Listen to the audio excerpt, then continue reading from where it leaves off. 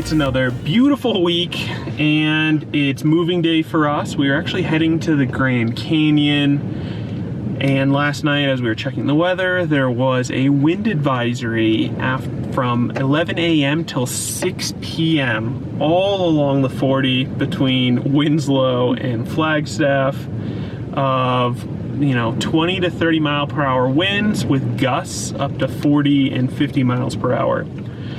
So we woke up really early for us at 7 a.m., packed up the RV, got on the road, dumped, got fuel, and have been driving for about an hour, and now we're in the middle of nowhere and the wind has just picked up. So it's still only 10 a.m. An hour before the warning started, and the wind was pushing our RV a little bit too much for comfort. So we pulled off at a casino. And since the wind advisory ends at 6 p.m., we're thinking we might stay here, but just in the last 20 minutes that we've stopped, the wind has picked up 10 miles per hour. So right now it's currently at what? 41. 41. So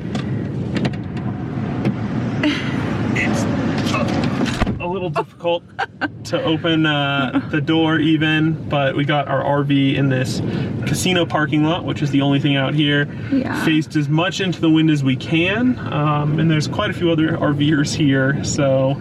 Yeah, I'm glad we went the extra 2 miles to stop at the casino. Yeah, we did pull off on the road further back because there was a lot of RVs and trucks that were pulling off. And so we did that for a little bit, but it felt unsafe. So yeah, it was just on the side of the on-ramp. Yeah, so we decided to get back on the road because the winds were picking up just a little bit more, and then found this as our next exit. So I'm happy that we ended up here. So we might get some gambling in. I don't think we've stayed at a casino yet. We haven't. So this will be our first. I know. It just sucks that we're all prepared ahead of the game, and we still got beat by the wind. But once again, that's the RV lifestyle. The flexibility that we have, thank goodness. Because this is scary. I think this is the fastest wind we've ever been driving in. It is, yeah. Definitely. We've never, I think maybe 25 miles an hour was the highest we've ever driven in. Yeah. And we didn't love it, but this was scary. The RV was rocking and semis are going into different lanes, and we just knew the safer decision is getting off the road at this point. Yep. So we're gonna go set up, go check out the casino probably. Yeah. I mean, it's 10 a.m. so we can get, the warning ends at 11, so we got a solid 11 p.m. Yeah, 11 p.m. So we got, what, 13 hours worth of gambling to do. Yeah. And we got about 40 bucks. In toll money. We can do this. Yeah, we could do this. Carmen doesn't look too pleased back there, just to let you know. She's not happy about the wind. And we got to turn the air back on. Yeah. Because she's fainting. All right, well, we'll keep you guys posted.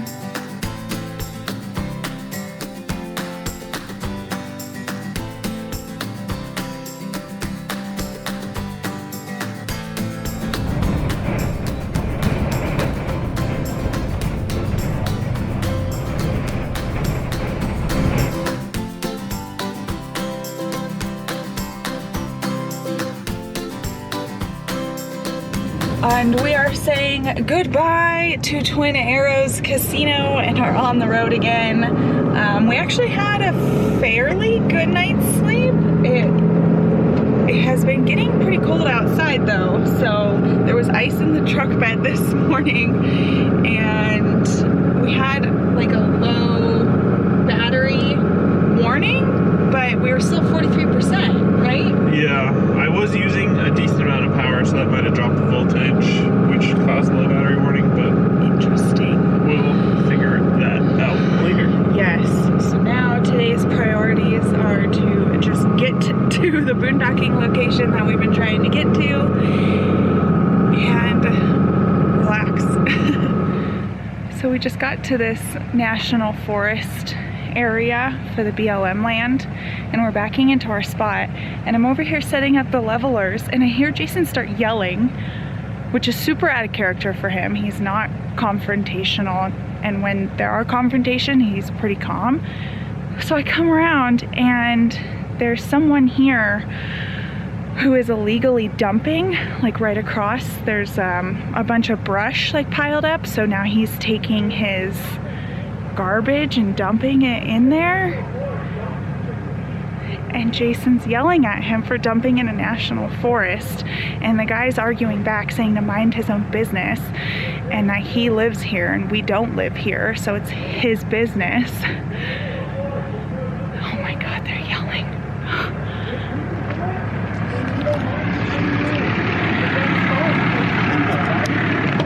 And if you think it's legal, if you said you're okay, then it's fine. I'll take a picture, I'll send it. If it's fine, no big deal. Then the National Forest will tell me that it's fine. They told you to do it. Yeah.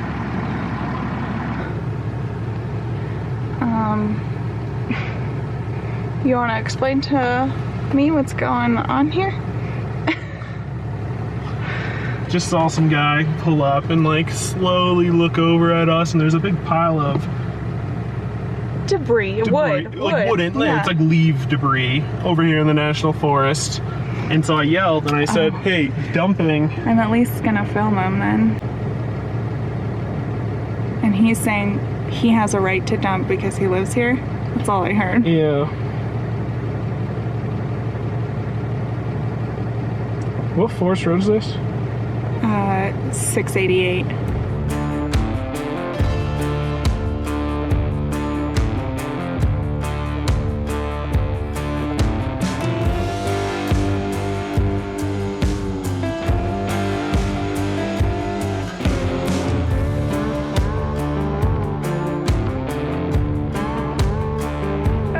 Do you want to recap what just happened while I was trying to just set up the levelers? Yeah, so we're just going to set up, and like I'm waiting for Ray to get the levelers out and see how many we need. And I just see this guy pull up in like a beat up truck with a bunch of tarps in the back and like a wheelbarrow, and there's a huge pile of like leaves and other, I mean, doesn't look like trash from here. It looks like mostly greens, and it's just across the road from us, and it's like noon on Monday, right? The guy kind of pulls up and he stops and he's like kind of staring over at us the whole time, which to me like felt like he was like doing something real sketchy. So then I just proceeded to stare at him to let him know that I knew he was there and probably what he was going to do, trying to like get him to like not dump in the middle of the day with someone staring at him. So then he proceeded to take off his tarps. So I yelled and I said, hey, dumping's illegal in the National Forest. And he said, I'm allowed to. And I said, I don't think you are. It's a national forest. And then he said, well, where are you from?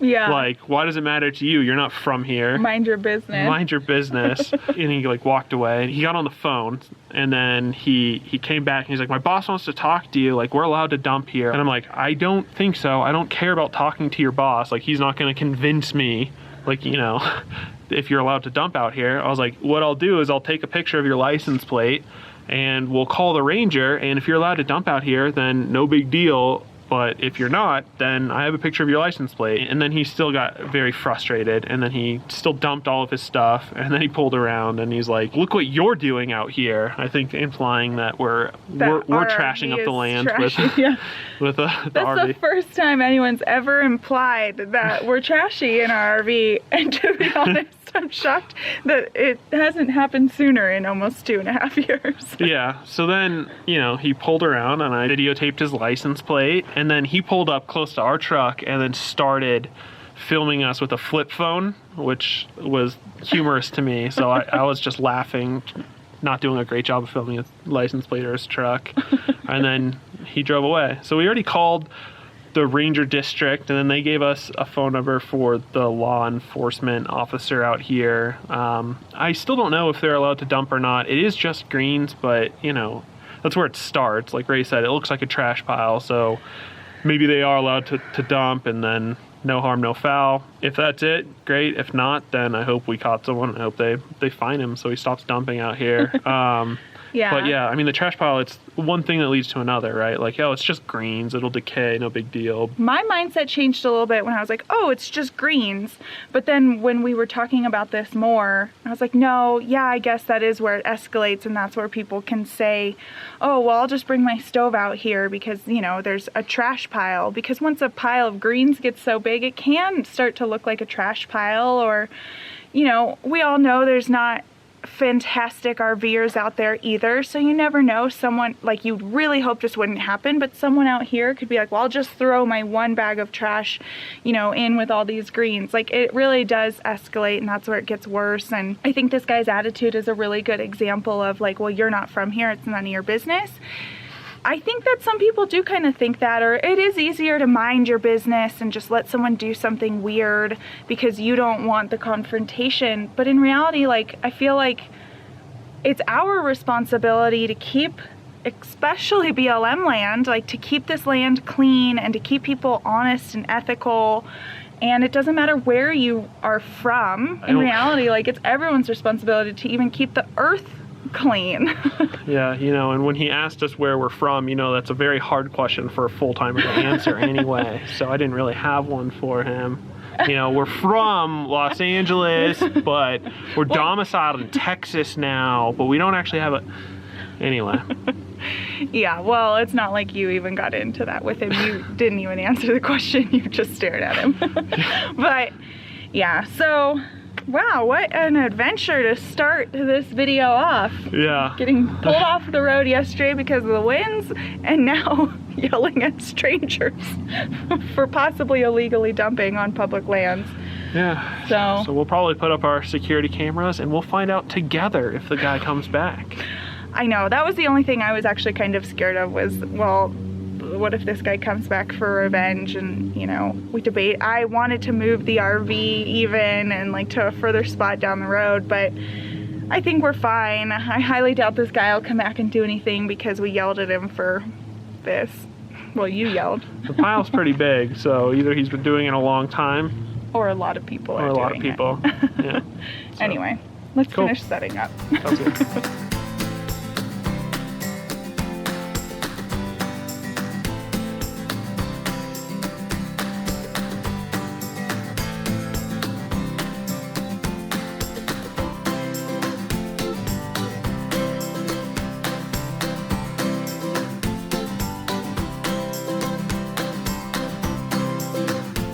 Okay, so now that it's cold, we've been having this problem where our batteries get pretty low, like 12%.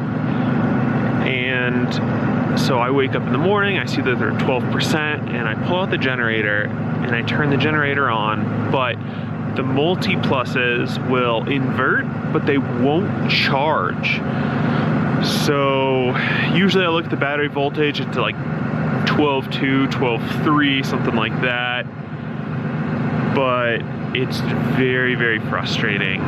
So what we actually have to do is wait for our solar to charge up the batteries enough, or what we did today was plug in the truck also to bring the batteries up. But I need to figure out what voltage the multi-pluses will stop charging and then put some kind of cutoff or figure out if it's like a setting I have, because this is very frustrating and it's really cold.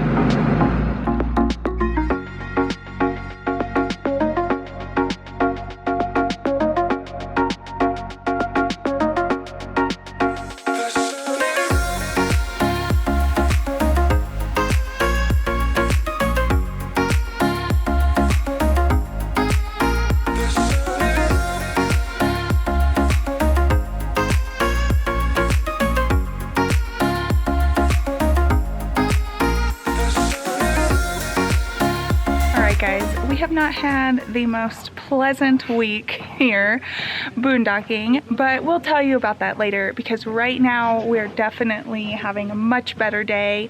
We have made it to the Grand Canyon, and we actually watched a video this morning when we were trying to figure out what to do, and it was on the National Parks website, and they mentioned that only 5% of their visitors actually go beneath the rim. So we figured we definitely wanted to be part of that 5%. So we are now technically beneath the rim. I don't know how far down, but it's called Kaibab Trail. Kaibab Trail and Ooh-ah Point. So it's about a mile down and a miserable mile up.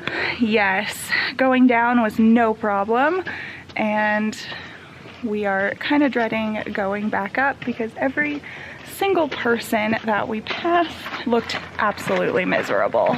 But you know what they say, what goes down must come up. Close enough.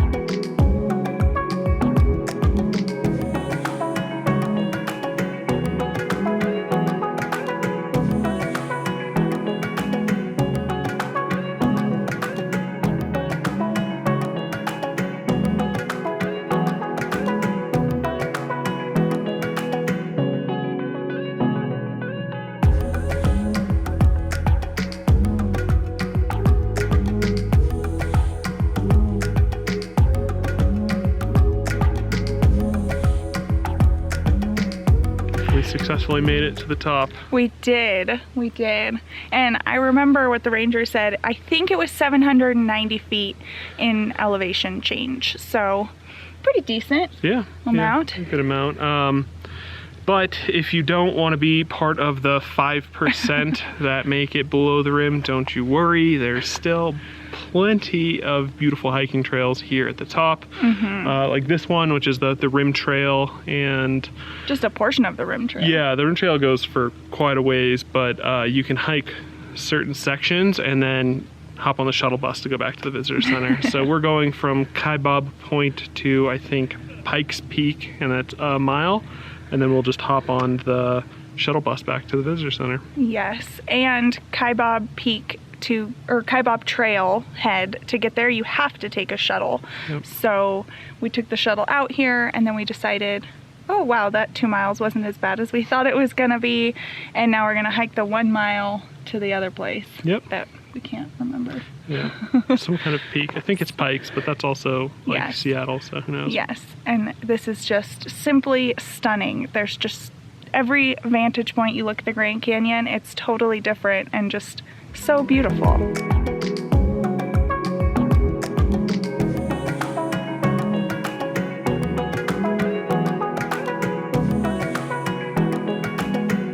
All right, so we've moved on from Pipe Creek, not Pikes Peak. But that's a great place to stop. I think it had a beautiful view, like most of the pullouts here at the Grand Canyon. Yes. So we went 25 miles east, and we're at Desert View, which has this historical tower that you can climb up into, and it's the highest point on the rim, actually. And they built this. It wasn't like this. They didn't find it like this, but it's still a great stop here. We wanted to come because we just thought it looked cool from the pictures, but the views and the way it's built, I didn't expect that the inside to look the way it did. So you actually get to, it's like a spiral, kind of a spiral staircase kind of situation in there, and then you get to go to the top, and they have these windows up here all the way around, so you get like a 360 view. It's really cool. And you, from this vantage, you can see the Colorado River, which is really cool, and it's like wide and slow here, so you see it as it makes its way into the canyon. So. Yes, definitely add this one to your stop if you have time. It is 25 miles away from the visitor center, but I mean, the drive went by really fast for me. Yeah. I was shocked when we were actually here. Yeah, they have another campground out here, a gas station, and then coffee and ice cream, so. That we're not gonna get. Yeah, Ray said we can't have it. Because we're being good. Yeah. So the sun's setting, so we're gonna find hopefully a cool place to kind of watch the sunset and then just head home for the evening. And I know we still need to update you on why we said our week was kind of rough here, so I think we'll do that.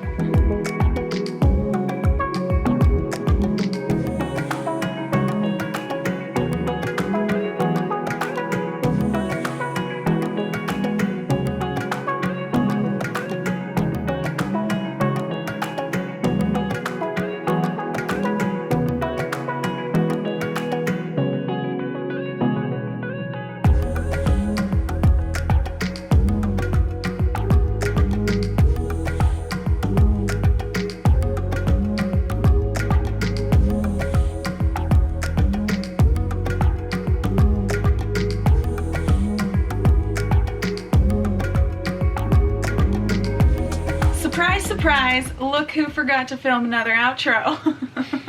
Us.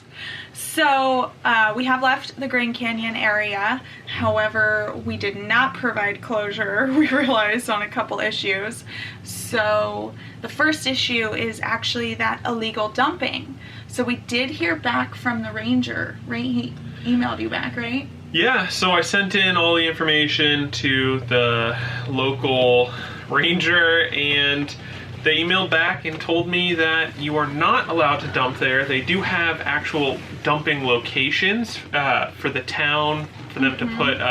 for those businesses. Yeah, and for the leaves so that they can go and burn them and get rid of them, but that is not the location. So he will be receiving a fine. So, win for the good guys, I guess. Win for the good guys, yeah. I think what's frustrating about that is there is a location. The forestry department has provided them a location to dump their greens and their shrubbery, and they're still just being lazy and doing it somewhere closer to where they are. So, anyway, that is that. And then the second issue is, I know I alluded a couple times that we just didn't have a good time in Grand Canyon area, and it has nothing to do with the area. It actually had to do with the weather. A cold snap came in the day we got there, and we were getting down to 15-degree nights. We weren't ready for it, and we didn't enjoy it. It was freezing cold. We ran out of propane twice, which is super frustrating. We're having issues with the batteries, or our inverter actually, and you know, as you saw, I put in a clip that showed it was 32 degrees inside. That was at 5 in the morning. Thankfully, the bedroom door was closed and the bedroom was not that cold, but it was still probably in the 50s in the bedroom. I didn't look, but yeah. It was just, nobody was having fun because we were just trying to stay warm. Yeah, and you know, 30 outside made us not want to go outside, and then even just refilling the propane was expensive because so expensive. Everything at the Grand Canyon is more expensive, and there's not a lot of options. So I think we were paying like $40 a tank to fill our 20-pound or our 30-pound tanks. Yeah. And we were going through it quickly, so it was expensive.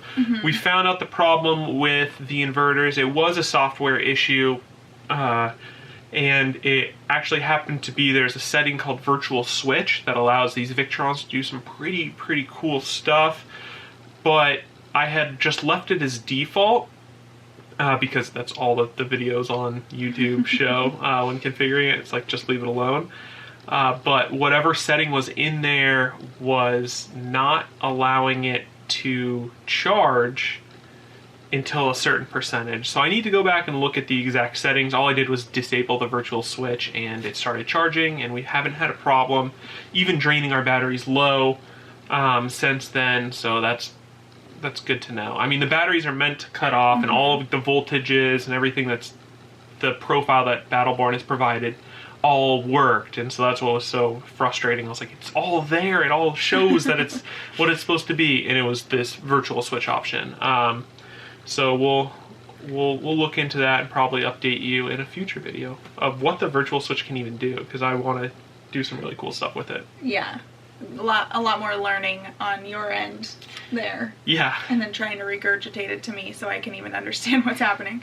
But yes, and then on top of that, it was so we're near the South Rim. We actually really do like that boondocking location because it was about 6 miles south, maybe 10 miles south of the entrance to Grand Canyon National Park. So it's a great free camping spot as an alternative to the campground that's in the little town up there, or the campgrounds inside the park, because we still need cell service, and the campgrounds inside the Grand Canyon National Park have no cell service.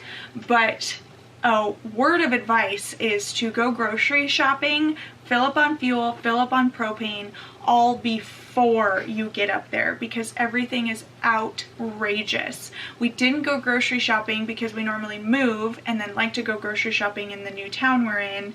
So we went grocery shopping up there, and first of all, their grocery store is very much lacking in everything, and second of all, it was just so expensive. We ended up just buying enough to like barely get by for the week, and we still spent over $100 on nothing. What felt like nothing. We walked out literally with one brown paper bag, and we were like, what is $100 worth in here? So definitely go grocery shopping before you get up there. So I know it sounds like we're dumping on this area, and I just want to reiterate, we're not. We love the Grand Canyon area. It's mostly the weather that we weren't expecting that like turned us off, and just, you know, sometimes your mood is really what makes you reflect back on a certain area. So we look back to the Grand Canyon area with great memories. That day that we got to go hiking down beneath the rim was really cool. We want to go back and explore more, and we actually think it would be so fun to take a rafting trip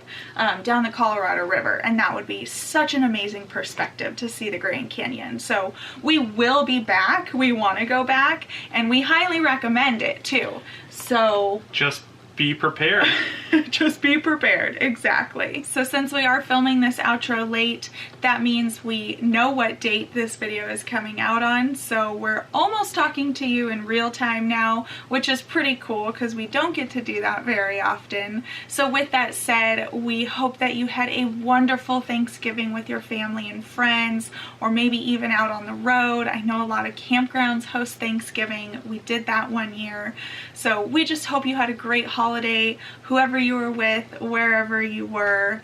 And it is now officially December, which is pretty wild. So we have 1 month left in this year, and we're very excited for 2020, and we're very excited to take you along on our adventures next year. So obviously our videos will keep coming out every week, but we're just happy to be able to talk to you in almost real time. So we're wishing you very happy holidays this month, and don't forget to like this video and subscribe to join our Getaway gang. We'll see you next time. Bye guys. Goodbye, Twin Arrows Resort or Casino. Damn it.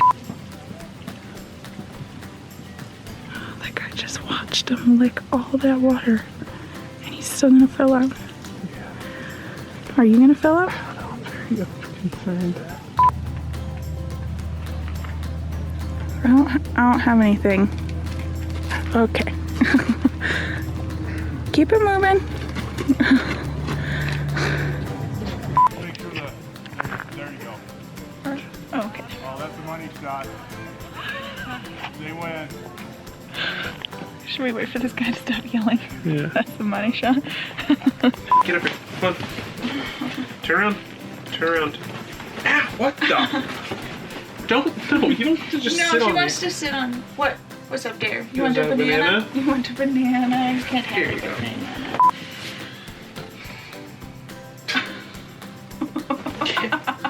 Out of here. From our family to yours, happy Thanksgiving.